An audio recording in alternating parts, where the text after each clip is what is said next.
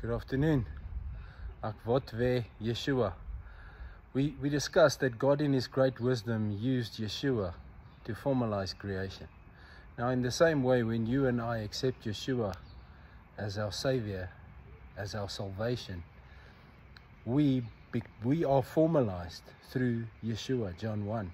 So we actually go back to the beginning and we are reborn through Yeshua, who was there from the beginning, and everything was made through Him, and without Him nothing made that being.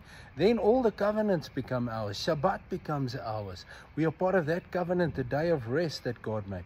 We are also part of God's 7 feasts. He says in Leviticus 23, these are my feasts in my ordained times. And the feasts are actually the blueprint of salvation.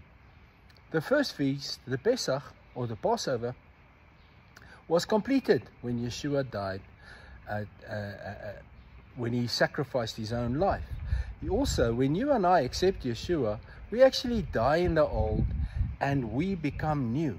2 Corinthians 5 verse 17, if anyone is united with the Messiah, he becomes a new creation. The old has passed. Look what has come is fresh and new. And that's exactly what happens to us. The feast of unleavened bread, which points to sin. There's nothing wrong with leaven. It's just a pointer to the sin.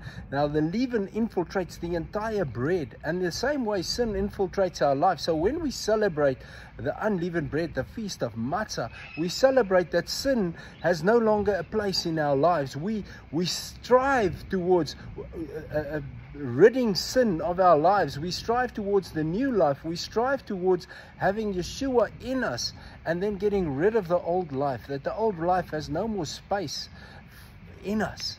And then the first fruits is when we are risen with Yeshua, because the same power that rose Yeshua from the grave is available in you and me if we only allow it. And then the fourth feast is Shavuot, or the feast where the Spirit was poured out on the people. They waited for the Spirit. And thousands of years before that, Moshe came down with the tablets. So what happened is the law, or the Torah, much better word, the Torah actually went from the tablets into our hearts through the Ruach HaKodesh, through the Holy Spirit that lives in us. Akvotve Yeshua is so wonderful because we follow in His footsteps. Because if anyone claims to be united with the Messiah, he ought to conduct his life the way He did. May grace and shalom be ours in full measure. There's 3 feasts left. We'll discuss them tomorrow. Shalom, shalom.